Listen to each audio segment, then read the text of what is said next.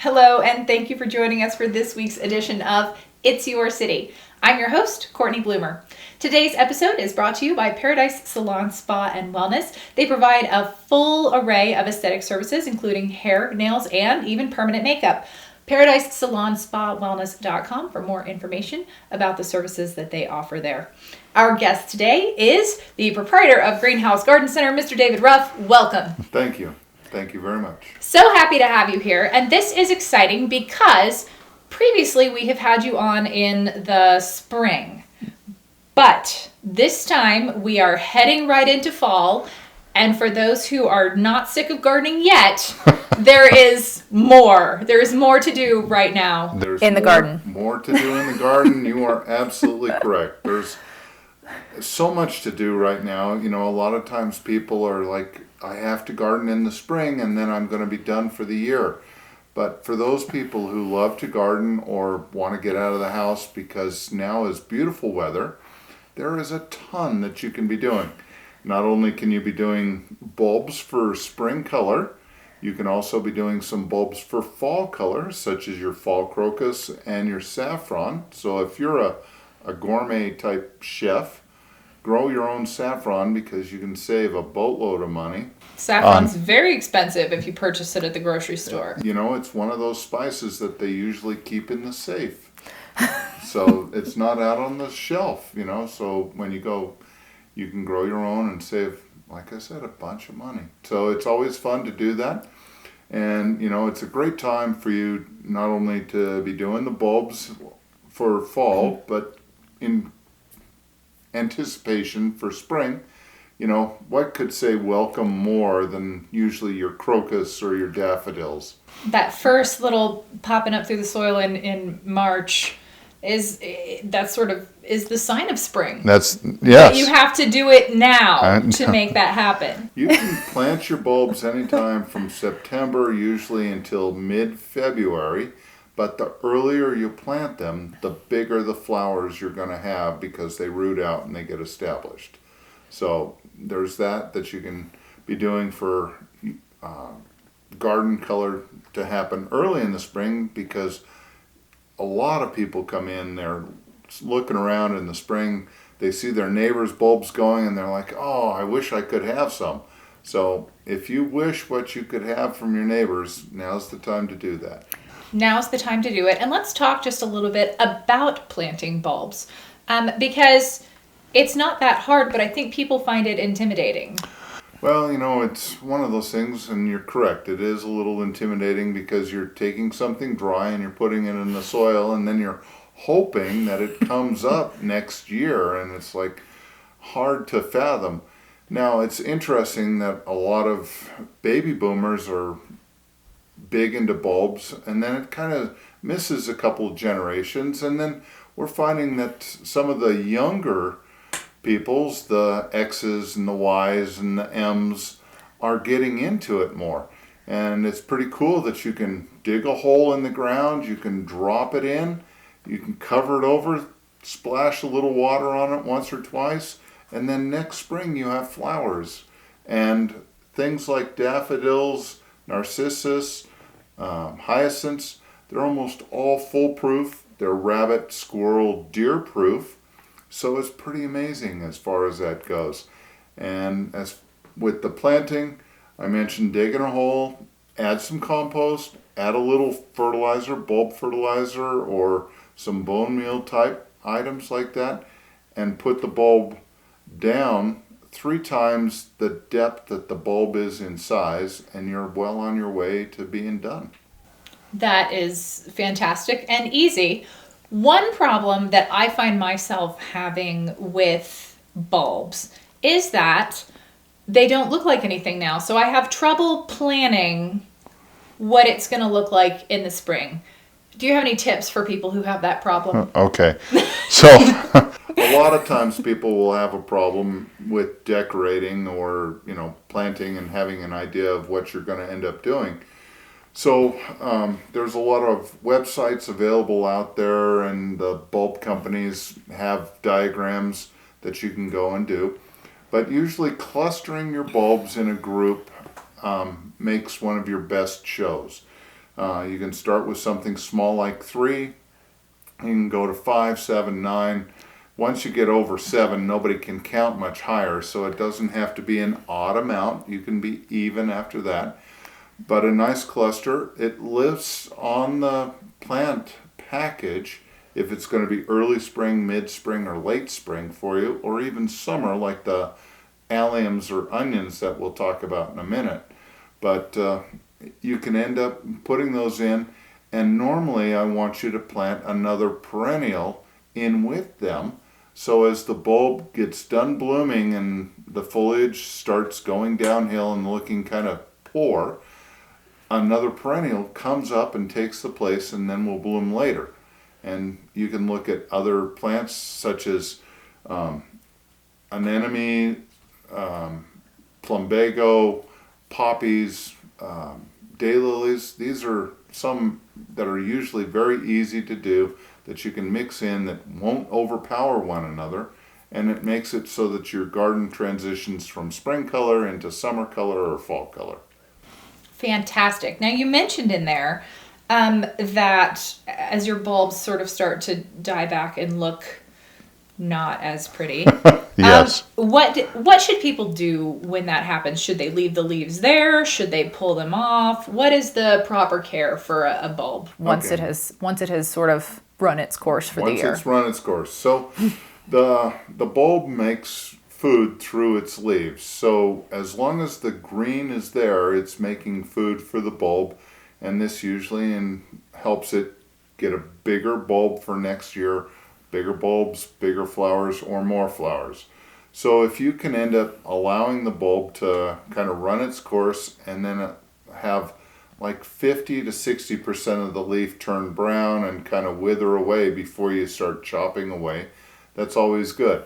Now, there are people out there who go out and braid the leaves together or that snip little parts off as time goes by. But I find a lot of people are busier now than they've ever been, and they don't have time to do all this little stuff. So hiding it with the perennial often seems to be an easy way to go about it. And you want to get a perennial that blooms summer or fall rather than spring. So this allows the bulb to generate as much food as possible before it gets sheltered over by its companion plant. All right. Okay. Let's talk. We're on the subject of bulbs. Let's talk a little bit about some of these bulbs and rhizomes and digging them up and dividing them when the time comes. Okay. So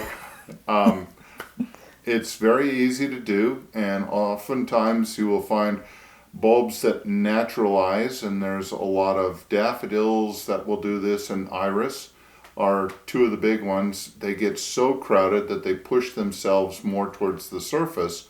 And if you go in every 3 to 5 years, dig them up sometime in August, and people are like, August, I'll kill them. Well, they're harvested all over the world in the climate that we have in August often, and they're shipped off and to be cleaned, and then they're sorted and sent back out. So August is a great time. And by dividing them, sticking them back in the ground, and the same will happen with strawberries, is that the plant will then go back into a flowering phase rather than just into a growth phase.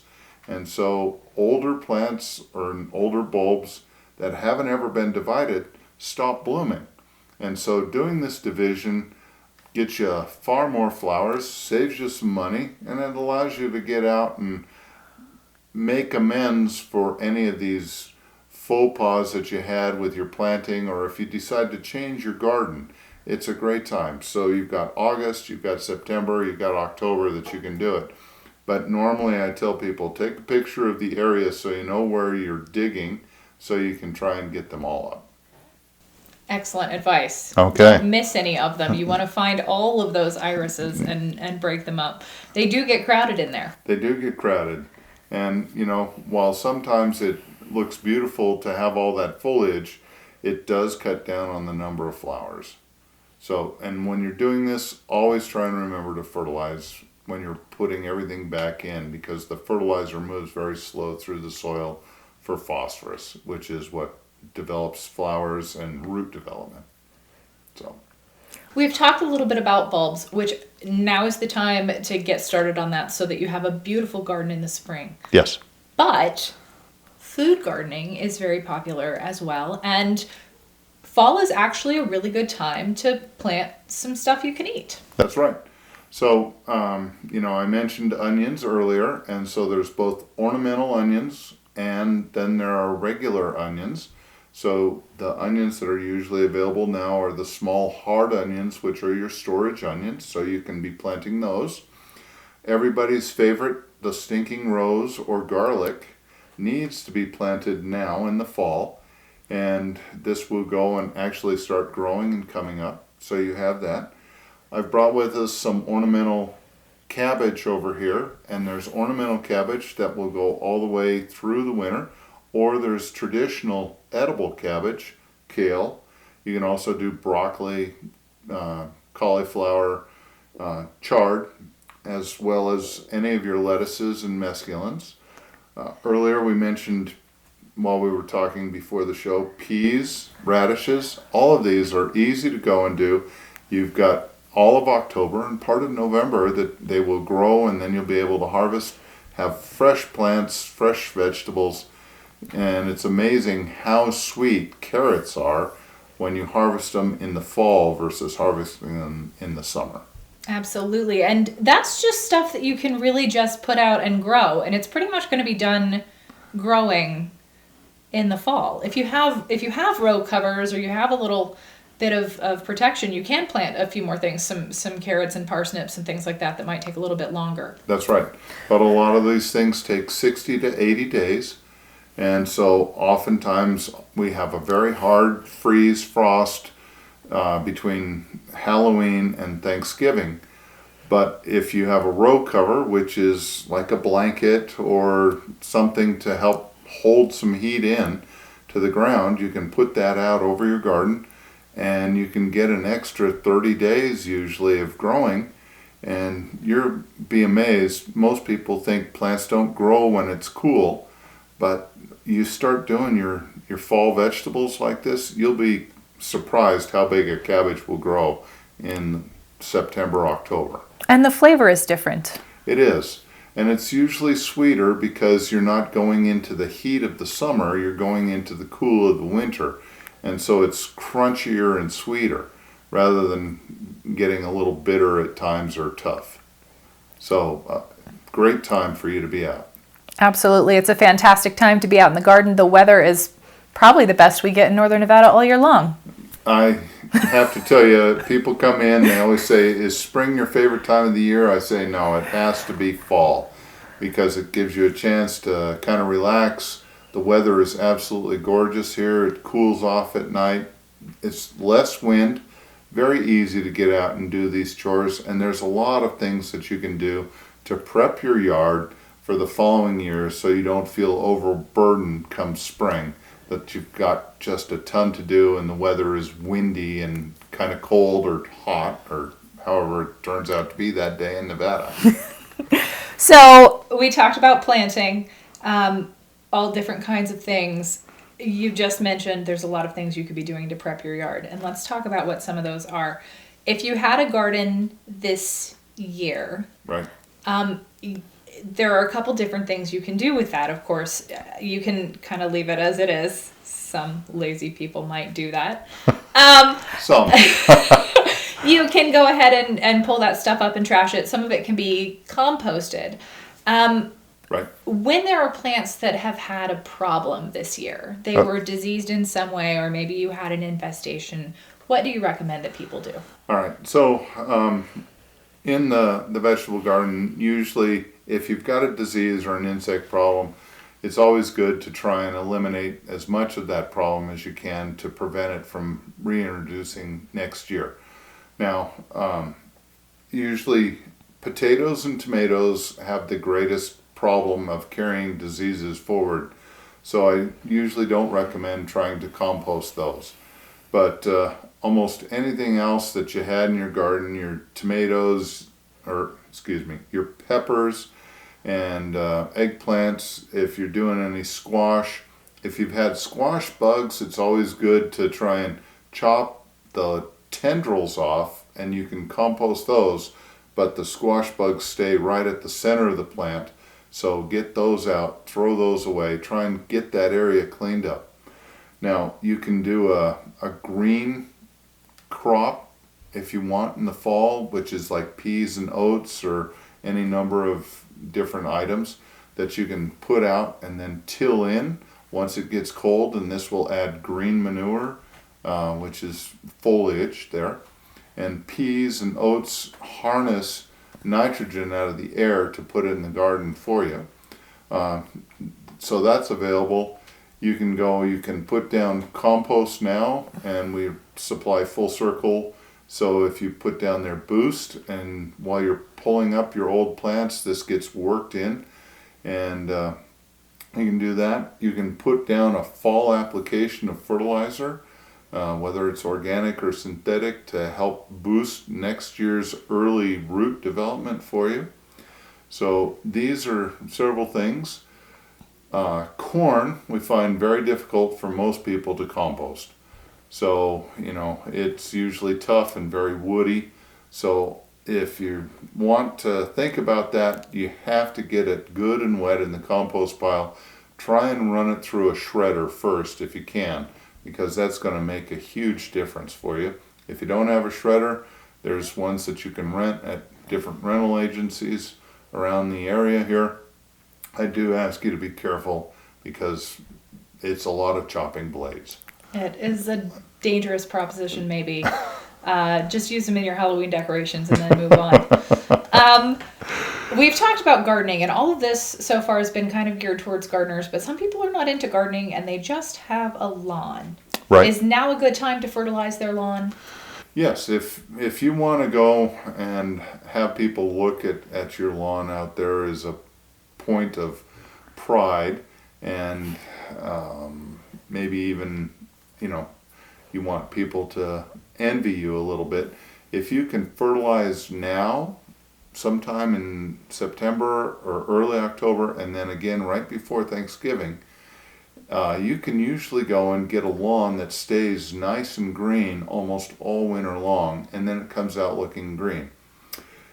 With the lawn there, fall fertilizing usually puts more energy into the plant than you do in the spring, so it's available for the plant.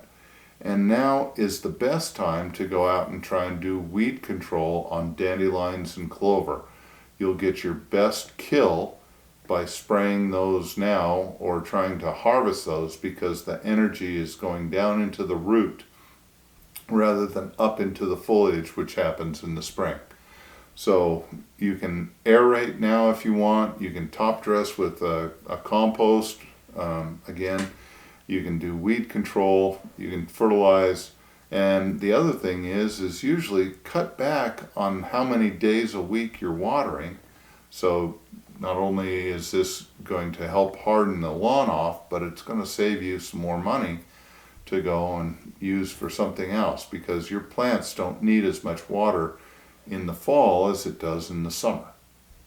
All right, that's a good note in our arid climate. That's to right. save a little bit of water. Save a little bit of water. All right, David, thank you so much. Lots of great tips. Everybody, check out Greenhouse Garden Center. You've got fall plants in stock now. Fall plants now. All right, thank you so much. Thank you, Cortney. And thanks to all of you for joining us for this week's edition of It's Your City. Today's episode was brought to you by Paradise Salon Spa and Wellness. Check out ParadiseSalonSpaAndWellness.com for more information about all of their aesthetic services, as well as their indoor pool and fitness programs. If your business is interested in sponsoring a future edition of It's Your City, please contact Darla at the address shown on your screen. I'm your host, Cortney Bloomer. Thanks for joining us. We'll see you next week.